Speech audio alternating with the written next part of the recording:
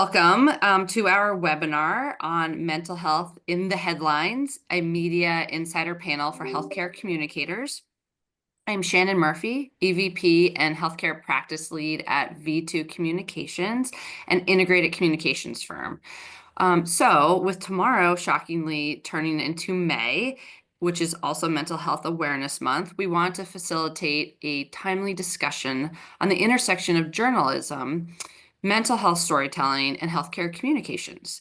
To do so, we invited three reputable industry journalists to speak candidly with our audience of communication leads at a variety of healthcare organizations, with the goal of helping to bridge this gap between what reporters are looking for and how PR professionals can support strong, responsible media health coverage, not just during May, but throughout the course of the year.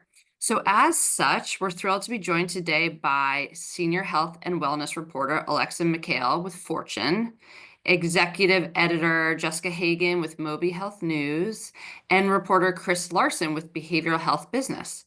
So thank you to all of you for taking the time today out of your very busy schedules to join us.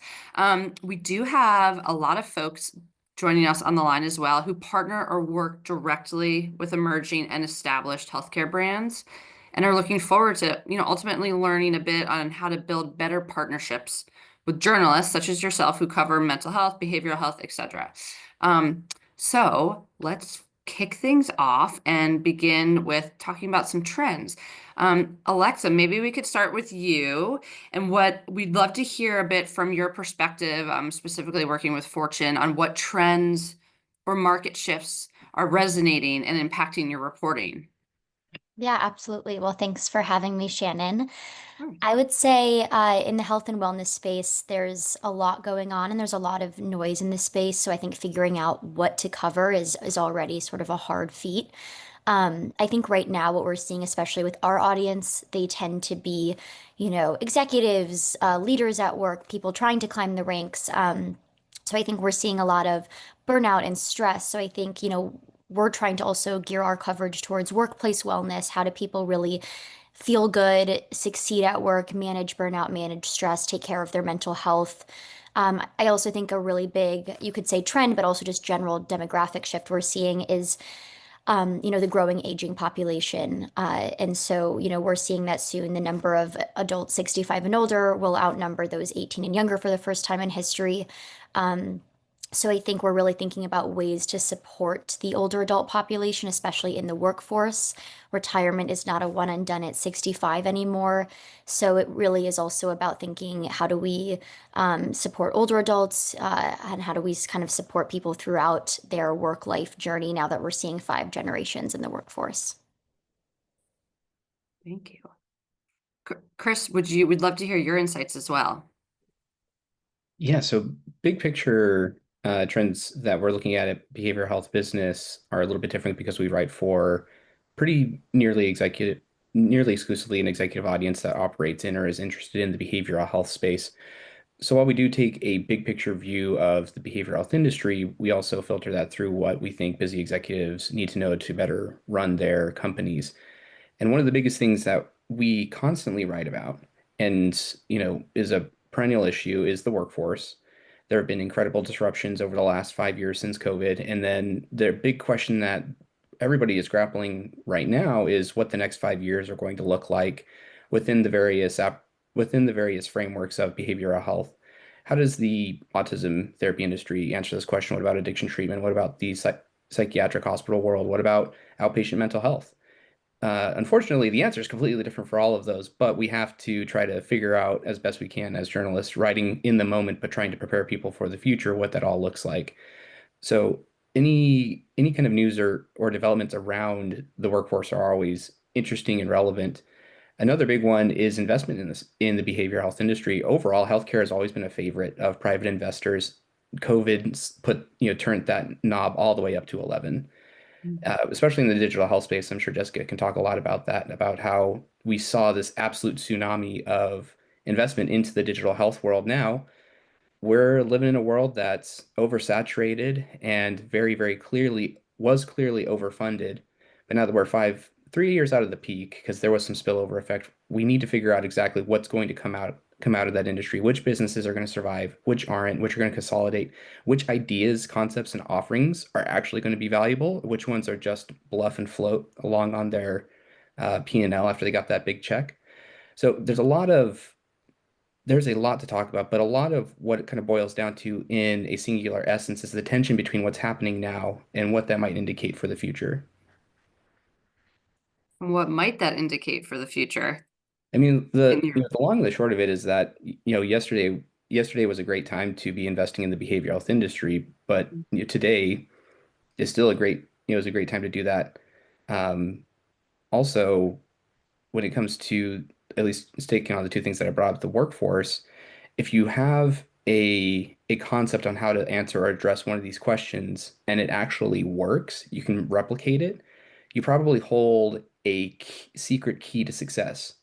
Because if you can actually get to something that's resembling an answer to the workforce question, you've pretty much solved probably one of the two biggest headaches within behavioral health. The first one, of course, being workforce, as I mentioned. The second one being operating in a world with challenging healthcare reimbursement rates, both in private and in public settings. But that's a completely other conversation. Thank you. Jessica, would love your thoughts there too, especially as Chris alluded to from that, investment perspective. Any POV there? Yeah, absolutely. So Alexa and Chris actually covered it very, very well.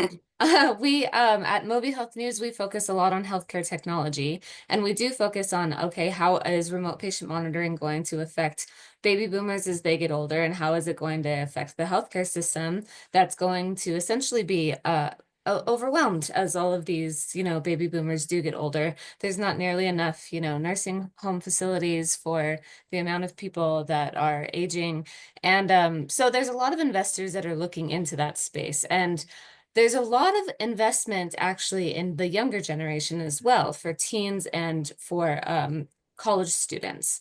And I have noticed that those articles that we write where we're focused on that younger generation, we're focused on the college generation as well, they do really well. And I think that there's most of our audiences are executives and investors. And so it's interesting to kind of see where a lot of people are migrating to when it comes to articles. So what are they interested in? Since we do know that a lot of our audience is made up of people who are really investing in the space.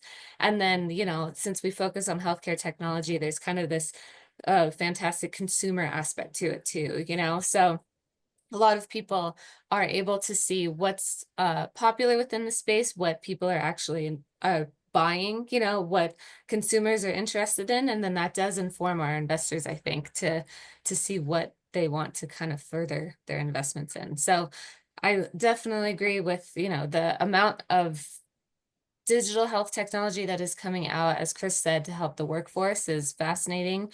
I think that some of it might be, you have to be careful by how quickly this stuff is adopted, because some of it is, there's a lot of companies that make claims that they're not necessarily valid. So you do have to double check, what are we going to report on? What is Moby Health News actually going to put out there in the world? And make sure that it's not just some gimmick. Right. Basically, because that does happen a lot in healthcare. Unfortunately, there's a lot of companies that will make claims that don't really have the studies to back up those claims.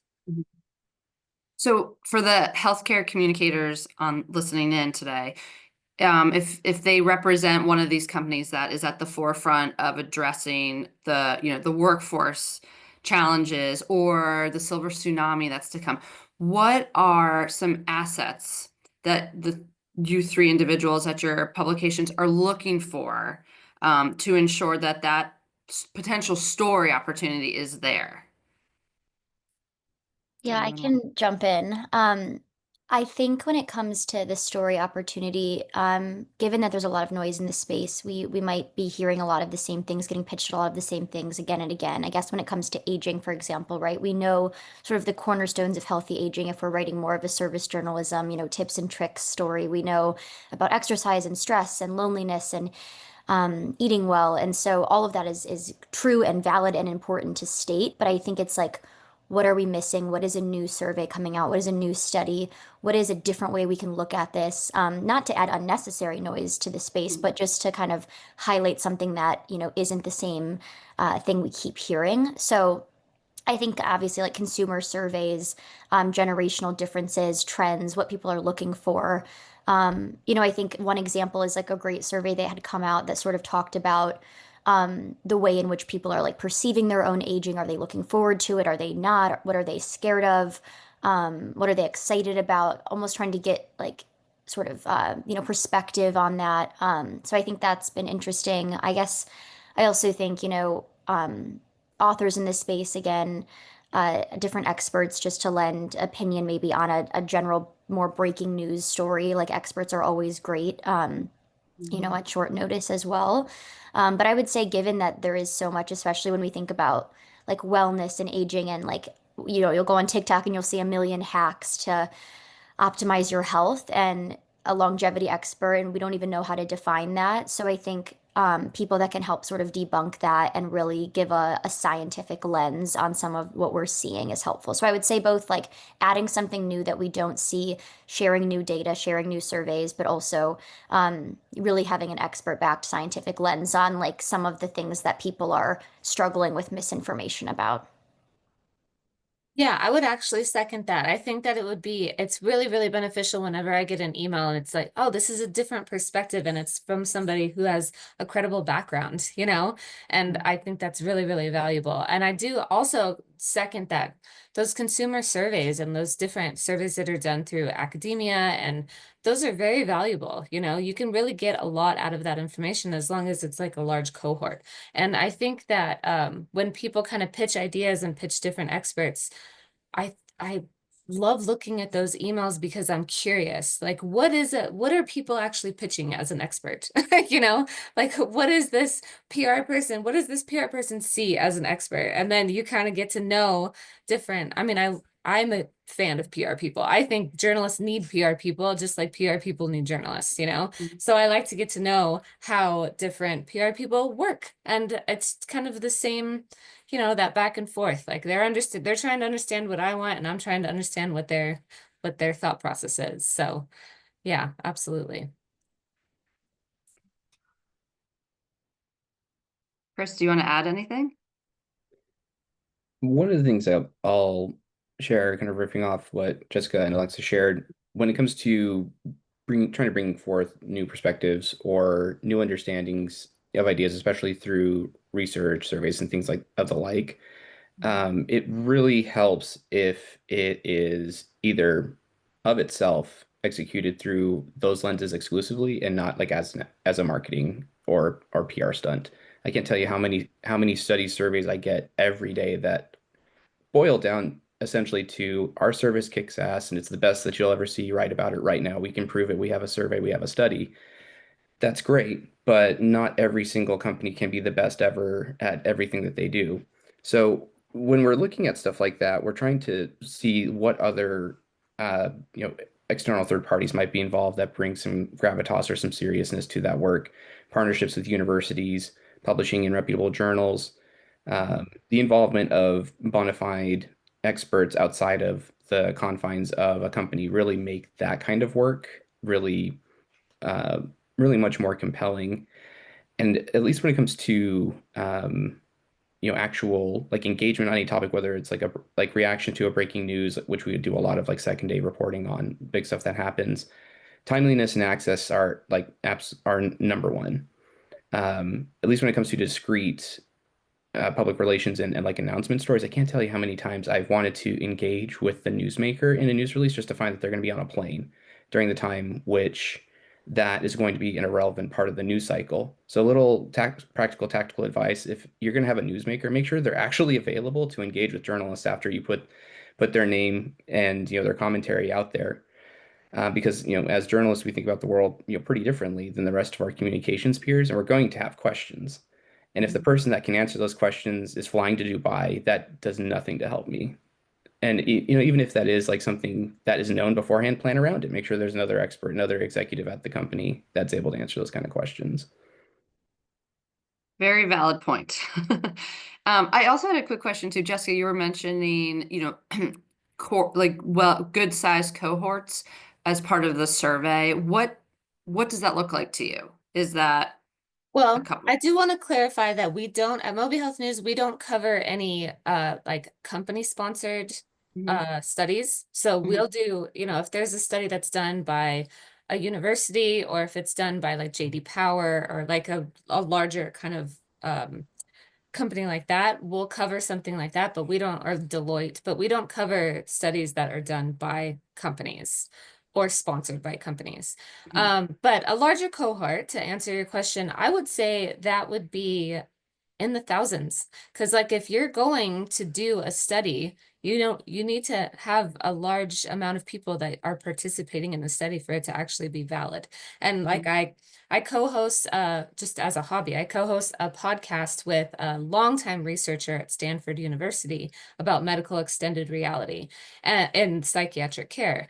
And so I hear from her all the time, from Dr. Kim Bullock all the time, about like, this isn't even a valid study. This thing only has like 10 people in it. Like, so it's like I hear from her on what she thinks is valid, and she's a researcher at Stanford. And like, okay, I think that that's very, very accurate, that you need to have these larger studies that actually show what, a little bit more accurate to be able to garner more accurate data. The study has to be larger. mhm. Thank you. Yeah. Um, okay, shifting gears a little bit here. Would love to hear your thoughts on when it comes to sensitive topics, across again behavioral mental health, such as suicide, stigma, and patient stories in general. Can you share some recommendations for how healthcare communicators can partner with you to support the end result being a strong, responsible piece of coverage? I know we were earlier talking a little bit about adolescent mental health and the college age and that surge in anxiety and depression. So love some thoughts there. So I'll have probably the least to say on this, so I'll just kind of jump in first and just give my best recommendation at the top. If you haven't already, go back to the American Foundation for Suicide Prevention's recommendations on how to report on the topic of suicide. If you just type in, just that and then ethical reporting guidelines, you'll be able to get a pretty extensive and detailed rundown of on some tips on how to communicate about the topic specifically. Now, it's written more geared towards to reporters when they're dealing with news in their communities, when they're dealing with other news stories that they're following up on and things like that. Nonetheless, I'm sure the adroit healthcare communicators that are on this call will be able to translate that to their work pretty easily. But at the end of the day, you're going to want to try to defer to people who have very specific expertise and lived experience in any of those fields. And just at least when it comes to the very specific and discrete topic of writing about suicide, you're going to want to look to them for some guidance. Yeah, absolutely. I think looking at those guidelines, as Chris said, is incredibly helpful and important. There's always like webinars and events that really kind of can help talk you through the importance of reporting sensitively on these subjects and sort of different kinds of language that's important as well, that has evolved over the years. I would say too, when thinking about just like stigma in general, I always think the importance of just human stories. I think data is great, experts and doctors are great, but I always think how to report sensitively is giving someone's personal story, because obviously that's not everyone's experience, but I do think that helps sort of give voice to just someone that people could relate to. So I think when it comes to like managing stigma, managing really sensitive topics in this area, I always think when you can have that human lens, that's sort of always the goal. So I think when it comes back to health communicators and advice, I think it's like putting those stories forward and telling that, sharing that someone has a really unique story that they're willing to share around kind of a larger trend that we're seeing is really important. And I think when it comes to like stigma again and like language, as I report on older adults and aging, like that's really prevalent as well when we think of mental health. I think the biggest thing is just like to not make assumptions, to not see certain topics or people as a monolith, like older adults want X, like that's not true. And or like all older adults are lonely. It's like or all older adults want to retire. Like sometimes, you see people who really want to stay connected, even if they can afford to retire, or whatever it is. So I think in general, it's always trying, I guess this is for health communicators and journalists of, just there's a lot of nuance to these topics and sensitivity around mental health and aging and loneliness. So I think that as much as we do obviously report on generational trends. It's important to recognize that there's a lot of just, differences. And that's where I think that human element comes in. I don't even know how to add to that because Alexa and Chris covered it so well. But I will say that whenever I get an email and it seems insensitive, I immediately ignore it. It doesn't make me want to talk to anybody that's, I mean, if you're talking to somebody, whether that's over email or in person, you always have to consider how you're portraying a topic, how you're portraying yourself and your empathy towards somebody else, you know? And I think that, you don't,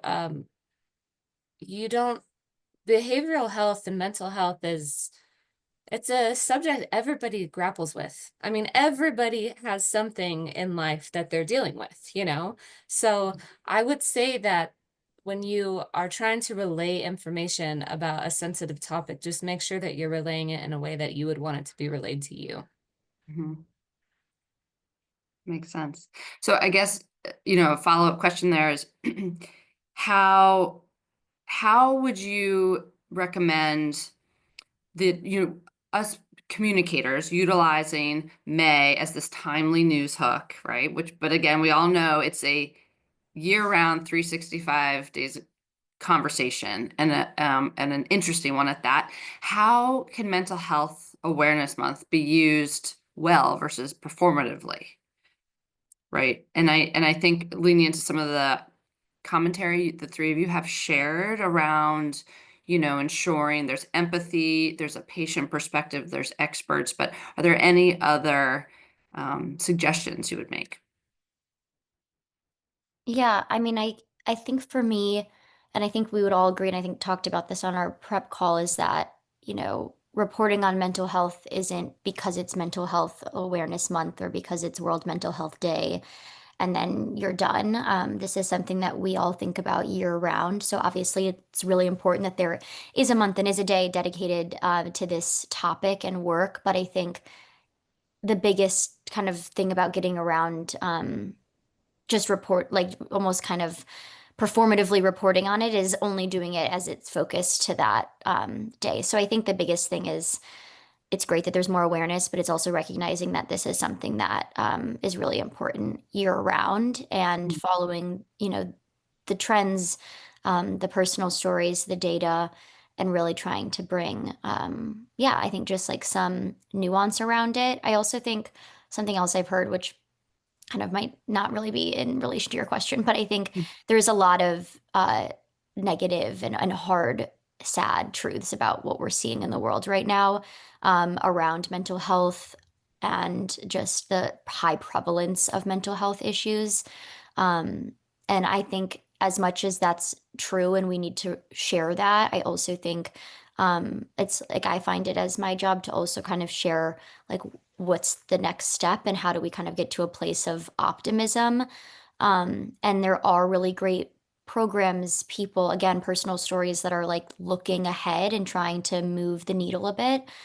So I also think it's our job to like equally not just capitalize on some of those dark times and news that we're seeing, but also find a way forward, even if it's challenging right now. Mhm. Thank you. Um, Alexa, a quick question for you too, just, with the broader business remit of Fortune, and I suppose too for Chris as well. Um, are there any particular angles that you're really leaning into, or, are you foreseeing any investment opportunities down the road that's participating in how you are developing your content? Any insights there?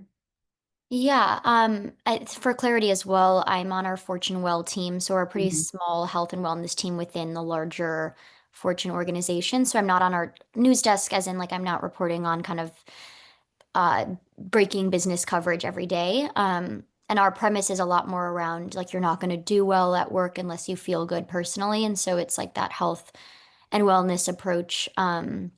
So with that, I think for us, like I said, I do think it's really around the growing aging population, just given that a lot of our readers tend to be in that bracket of executives that are thinking about, like, I'm getting older.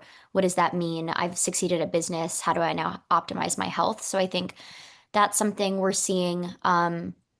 And I think the other thing too for us maybe is that I think also a lot of our readers are keen to understand like how do executives and CEOs in particular of like Fortune 500 companies like yeah, think about stress, think about burnout, think about their own health. It's as simple as like what is someone's morning routine or kind of non-negotiable or way to de-stress. So I think that's definitely something we're seeing and finding that people are interested in. Yeah, for behavioral health business, we're a pretty, we're a pretty quirky outfit in that we cover breaking news, and then we also do deeper dive feature type reporting, but all of that is exclusive to the behavioral health industry. So we don't really write about much of anything really when it comes to behavioral health that's more accessible to the average news and just kind of the regular American consumer. So a lot of the stuff that is out there in a lot of the discourse and a lot of what you see in overall communications campaigns just doesn't apply to what we do. Mhm. Since we're writing exclusively about the behavioral health business, we're looking for the latest and greatest insights uh, on a very niche industry and for a very niche audience. It's not even everybody within behavioral health. We readily recognize that clinicians in the space, the most important people in the space, are not going to get as much out of our content as they would out of some of the other publications out there in the world that are very geared towards the science of the various aspects of behavioral health. So we're not only are we niche to healthcare, we're niche to behavioral health, and even within behavioral health, we're a niche to that, and that being the more executive, big picture and operational view of the industry. So the translating that to what um, actually is helpful to us in engaging with communications professionals is to one, deprioritize narrative and prioritize substance.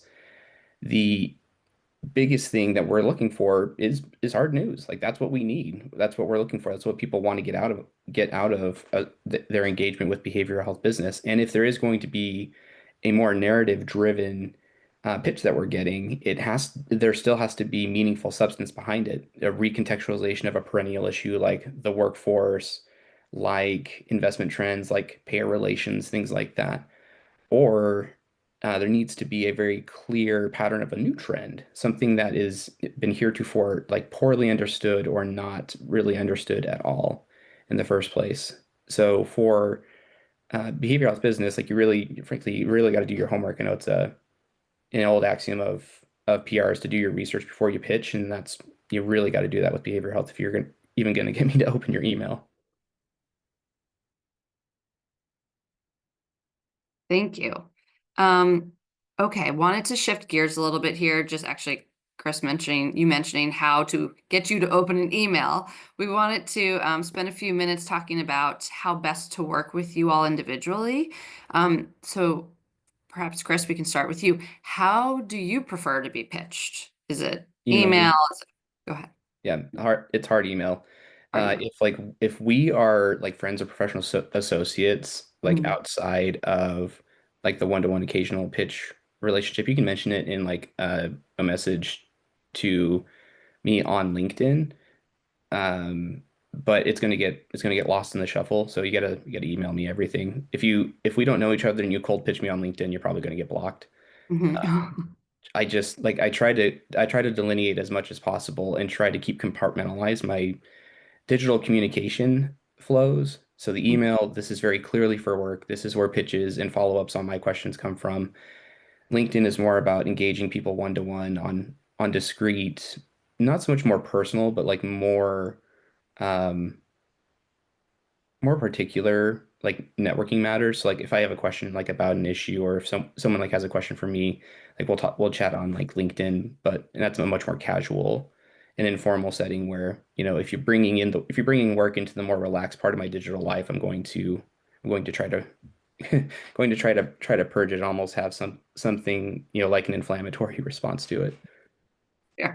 And then when you do receive those hard emails, is the subject of that email crucial to you to open it, or what makes that pitch stand out Yeah, or make you absolutely. So shut it it's got to down? be, first, look at how your email subject lines show up on your mobile device when you're looking through a Gmail app. And those are going to be the first couple of words that you're going to want to optimize the most. And if there is a specific company, like if you're repping something specifically that one of your clients has going on, if it's a specific client, like that's an actual behavioral health provider, for me, put the name of that organization early on in the LinkedIn, or not in LinkedIn, but in the subject matter line, so I can see, okay, this is what insert company here is up to now, and I'll look through that.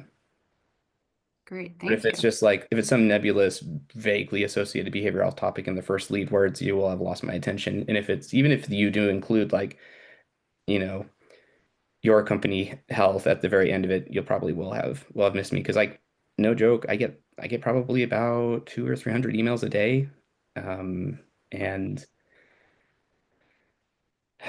honestly, the less time I can spend in my email, the more time I can spend on writing, and that's what like I'm actually here to do. But Jessica, it's a would love to hear struggle. from you as well. Oh, sorry, Chris. I'll just say it's a struggle. Yeah. So I too get hundreds of emails every day. It's impossible to respond to every one of them, but I do have to say that I look at every one of them. I will go through my emails and I'll double check if something looks, I don't read the entire email. Subject line is super important, but I do look at all of them. But yeah, I always tell PR people like, no offense, I don't mean to not, I don't want to offend you by not responding, but it's impossible. I wouldn't be able to do it. So, but I do look at them, and I have gotten several really great stories from people who have connected with me on LinkedIn. So I am somebody who is happy to connect on LinkedIn, and yeah, I've gotten messages. I don't always respond to them. The same thing with the email, but I've gotten them. And then, sometimes they've ended up being really, really interesting topics. I won't give you examples, but they've ended up being really interesting. So, yeah, I mean, subject line, absolutely. If you're going to just put like some random convoluted thing in the subject line, it'll be not really, I won't pay attention to that very often, but, company name, if there's funding, the amount of funding always is good to know. But yeah, I look at every one of them. So, but I'm sorry to all of you who I don't respond to. Thank you. Alexa, any thoughts there? How should we harass you successfully? No, I mean, I agree with what everyone has said. I'm always like, I'm sorry if I have not responded. I try to check my emails, every day. But, yeah, I mean, I think that it's like even if I'm getting something and I don't respond right away, I have like folders on my email about different topics that I'll like filter things through. So it's like maybe if I'm like working on deadline, it's still something interesting, like I'm filing it away. So that's also like what I'm doing constantly. Um, I mean, I think that the best thing is like knowing, obviously, like that I'm trying to think more about aging, longevity, workplace wellness. So I tend to look at those pitches a little bit more critically. Anything that really like highlights at the top a couple of bullets of why this is just different, what the new stat is, what the new study is, what the expert is. Again, if it's a great expert and I don't have a story that day, I might just like still keep it. So yeah, I mean, I don't like keep bothering me if you think it's relevant. I don't mind that. I just, it's hard to sift through everything. I definitely think email is the best. I'm a little bit slower to check like LinkedIn DMs or anything, but yeah, I do try to get to everything, and I feel like it's hard because like we're up against a deadline. I know that everyone else, you all are up sort of against making sure that you get your pitches read and stuff, and so I hope that we can always help each other out, but I think sometimes it's hard. Mhm. Thank you for that. And, curious to, outside of being pitched via email or LinkedIn, how do you all feel and in terms of engaging with communicators, healthcare communicators at trade shows or events or speaking engagements? Do you find that to be advantageous because you get that one-on-one, or do you find that maybe is a bit of a distraction? What are your thoughts there? Yeah, I'll go ahead and keep up with my cantankerous streak and be like, I love working with everybody here. Looking through the participants list that we have here on Zoom, people I know, people I've worked with. But if I'm at an event, no offense, I don't want to talk to you. I want to talk to your client. Every time, if I am going to an event, I'm there to try to network and get FaceTime with actual newsmakers. I want to get there. I want to build rapport with them because they're the people at the end of the day. They're the actual subject matter experts. They're the ones that will deliver news. They're the actual, like for when it comes to the business world, executives are the people that are making the news. So whenever we're talking about something like a funding round, a new service line, expanding new clinics or new locations, those are the people that live and breathe that every day, and they know everything about it.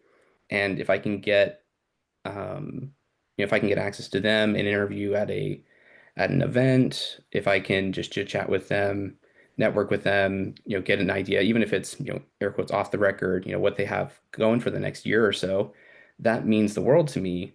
And while it's great to build friendly relationships with anybody, get that, um, I've seen the phrase more and more recently, get the trust battery charged up with somebody in the space just because you know them, there's some familiarity. That's good.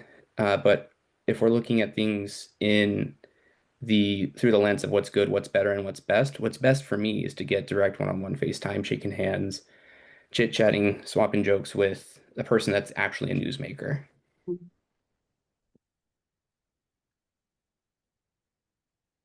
Oscar, Alexa, any thoughts? Yeah, I would say that like putting a face to a name is always incredibly helpful. It's always nice to know kind of and be able to share like what I'm looking for. I always find that then I'm pitched in a way that feels like more relevant and it's like a win-win. So I always think having like even if it's hard to fit in, like I think absolutely at conferences or events, it's really great to have that FaceTime. Mhm. Yeah, I agree. And then if like we at HIMSS put on the fourth largest healthcare conference in the world. So we have there's like 40,000 people that attend HIMSS. So whenever we have that conference, there's tons of people that reach out to try and meet with me. And I have an editor, my editor Anthony also attends him. So I can always tell him to go meet or I mean, I think face-to-face time is good. I like face-to-face time. I don't necessarily spend a lot of time face-to-face with only PR people, but meeting them is always good because then you say, oh, well, what clients do you have? And then, oh, well, how does this work? And how does that work? And then, okay, let's meet this person, meet that person. So, I mean, but I'm kind of a talker. Like I love talking to everybody. So that's kind of what I do. So, I mean, I don't mind meeting people at events at all. So that's good to know, Jessica. Other than hymns, are there some industry events, large or small, that you tend to gravitate towards throughout the course of the year? Um, I would say I go to more private events, like a Mhm, JP Morgan healthcare conference. mhm, Which other one did I attend this year? I went to JPM and then I didn't go to Vive and I didn't go to Health, mhm. but I think that's it. That's all that I've attended this year was JPM and HIMSS, and I don't have anything scheduled for a while. So I don't have any, I don't have Mhm. anything scheduled for a bit, actually. Okay. Yeah. And Chris and Alexa, how about you both? Behavioral health business does Mhm. tons of its own events. So I'm organizing constantly for the sourcing speakers for panels, fireside chats, presentations, and things like that. So if I'm at an event, it's going to be our event. One of the events that I did go to with some degree of frequency over the course of my reporting was the Autism Investor Summit in Hollywood, and my parent company bought that event. So it's Yeah. our event. Um, yeah, so if you guys are looking to like connect like through like the event circuit, you're probably gonna have to try to catch me at one of the BHB events. Mhm. There and just again, given our focus on the business aspect of behavioral health, we're probably not going to be going to a lot of the big consumer Mhm. conferences, and given like the clinical get your CEUs plus a little bit of a vacation here for a lot of like the trade association events, we're not going to go to those either because it's not really like what we're looking to do.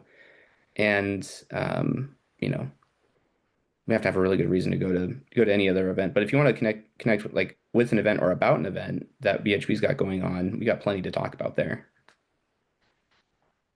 Thank you. Yeah, and then for me, we have our Fortune conferences, so we have our own slew of events, and there's usually sort of a health track at some of them, so that's like where I'll be involved.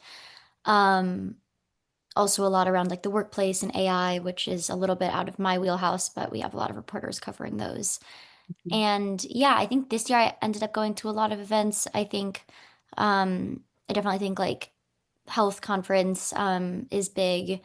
I went to the behavioral health tech conference. That was great.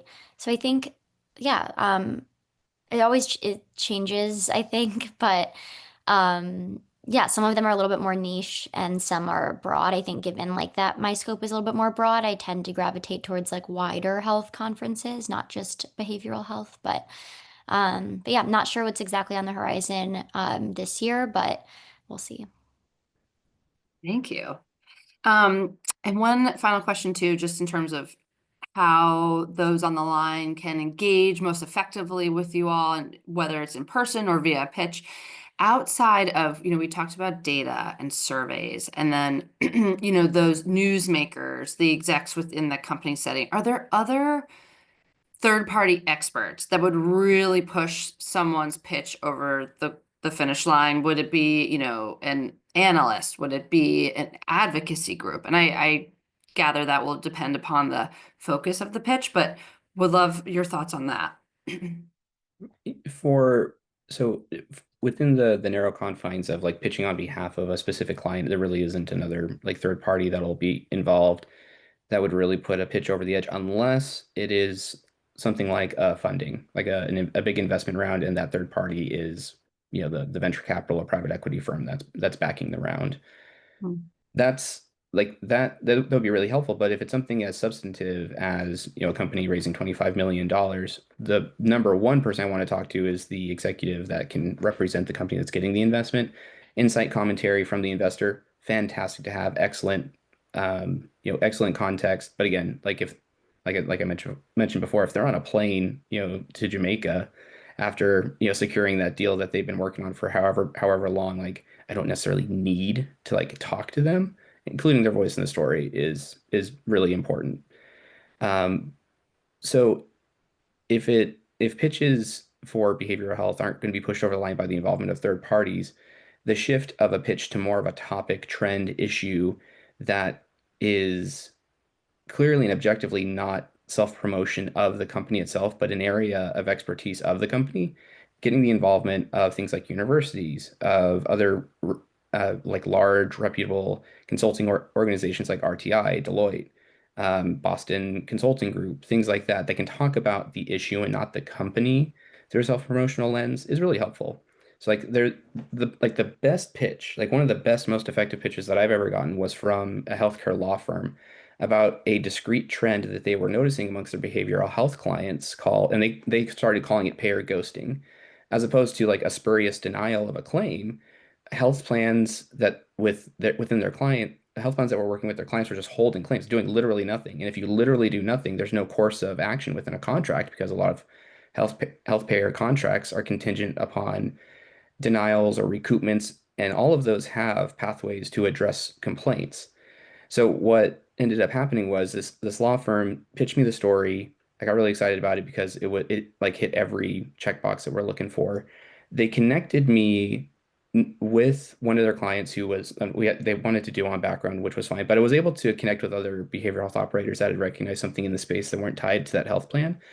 But what was an example of going above and beyond was this health plan who identified a revenue cycle vendor that worked with a couple of mutual clients, and they were able to say, like, listen, we can show you with the with the revenue data for these organizations. You can't publish this because we'd be violating all kinds of agreements, but we can show you that after this tiff or dispute with this specific payer, that all of a sudden uh, reimbursements just absolutely dropped off the face of the planet, while at the same time denials were held flat. So this particular healthcare law firm was really enterprising in actually identifying some news that we wouldn't be able to see because no one is coming to us in the same way and complaining about their issues like they do to their attorney.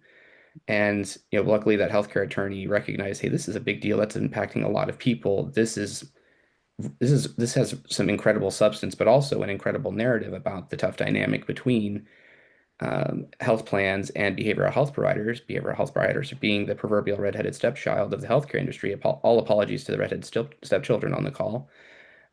But they led with substance, and they helped bring narrative in secondarily, something I mentioned earlier in the call. Thank you. Jessica, any thoughts there? Yeah, I would say that you asked about additional people besides executives. So I Yeah. would say that sorry, I'm drawing a blank on this. Can you repeat your No question? worries. I'm so sorry. Okay. No, I was just curious, outside of the a company's thought leaders, internal thought leaders and stakeholders, and maybe patient perspective, what else would move the needle to, from a pitch to you writing, reporting on? Would it be an analyst? Would it be, Oh, an okay. advocacy Yes. group? Yeah, Sorry. Yeah, not at so an all. analyst is good. Um, depending on where they're from, I suppose.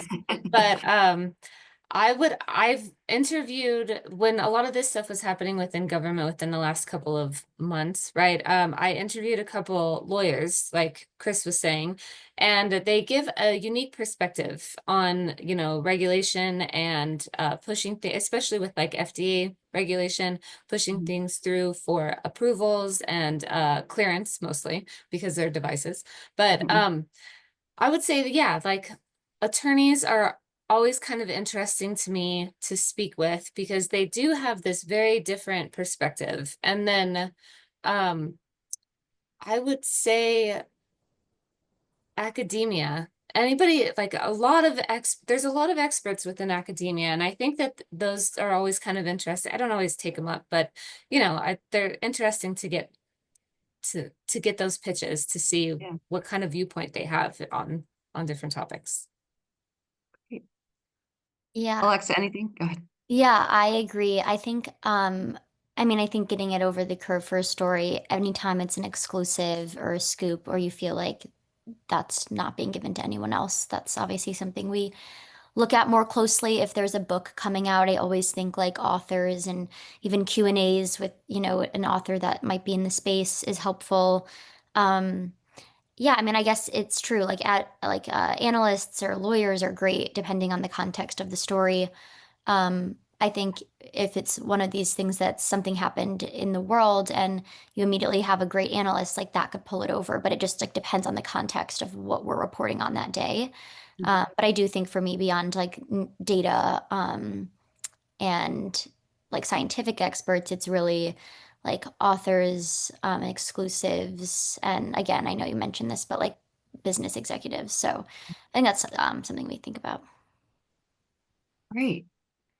Well, thank you very much to all three of you for your time today. This was extremely insightful. I'm definitely going to make a note on the subject of emails and what to put there. That was hugely helpful. So we really appreciate it. If those of you who have tuned in today, thank you for also making the time, and certainly let us know after if the webinar is finished if there's any follow-up questions, and we can see them through to the panelists. Additionally, for those on the line, if you're interested in learning more about V2 Communications and our offerings to ensure you stand out in a crowded market, especially among the behavioral health and mental health space, please let us know. And then most of you probably will not be there, but V2 will be at the Digital Healthcare Innovation Summit here in Boston in a few weeks. So happy to meet up at the show floor. So let us know. So again, Alexa, Chris, and Jessica, thank you so much. And we really appreciate your time and your insights. Thank you for having me. Thank you all. Glad to be Alright. here. All right. Have a great rest of your day. Thanks You again. too. Bye, Bye-bye. everybody. Bye.